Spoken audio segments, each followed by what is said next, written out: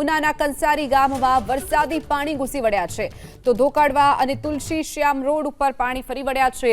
મુખ્ય માર્ગ પર પાણી ફરી વળતા રાહદારીઓ અને વાહન ચાલકોની હાલાકીમાં વધારો થયો છે। તો હજુ પણ ગીર સોમનાથ જિલ્લામાં અવિરત વરસાદ વરસી રહ્યો છે। સતત ત્રીજા દિવસે ગીર સોમનાથમાં વરસાદ વરસી રહ્યો છે। ઉના તાલુકાની અંદર સતત આ ત્રીજા દિવસે પણ કમોસમી વરસાદ છે તે વરસી રહ્યો છે અને આ વરસાદને કારણે ક્યાંક ને ક્યાંક જનજીવન ઉપર પણ અસર છે તે જોવા મળી રહી છે। આ દ્રશ્યો છે કંસારી ગામના। એ મુખ્ય જે ગામનો માર્ગ છે આ માર્ગ ઉપર પાણી ભરાઈ જતા વાહન ચાલકો છે તે પણ પારાવાર મુશ્કેલીનો સામનો આપ જોઈ શકો છો। આ દ્રશ્યોની અંદર કાર છે તે અહીંયા રસ્તા ઉપરથી પસાર થઈ રહી છે અને આ રસ્તા ઉપર વરસાદી પાણી છે તે ફરી વળ્યા છે જેના કારણે વાહન ચાલકોને પણ પારાવાર મુશ્કેલી અનુભવી રહ્યા છે।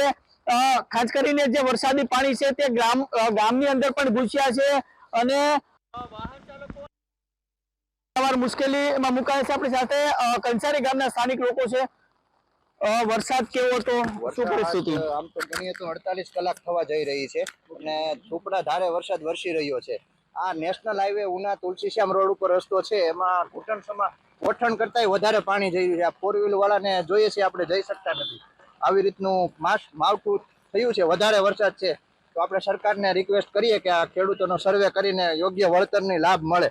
અત્યારે માણસો માંડવી ખેંચીને તૈયાર થયા ને પાથરાય ખેતરમાં નથી રહ્યા, પાણીમાં તણાઈ રહ્યા છે। આવો બધો વરસાદ વધારે ચોક્કસ આપણે જોયું તે પ્રમાણે અહીંના જે રસ્તા પરથી પસાર થતા વાહન ચાલકો અને સ્થાનિક ગામ લોકો પણ ક્યાંક ને ક્યાંક મુશ્કેલીમાં મુકાયા છે કારણ કે જે ખેતરોનું પાણી છે તે ગ્રામ્ય વિસ્તાર સુધી ઘૂસ્યું છે જેના કારણે વાહન ચાલકો અને ગામ લોકોમાં પણ પારાવાર મુશ્કેલીનો સામનો કરવો પડી રહ્યો છે।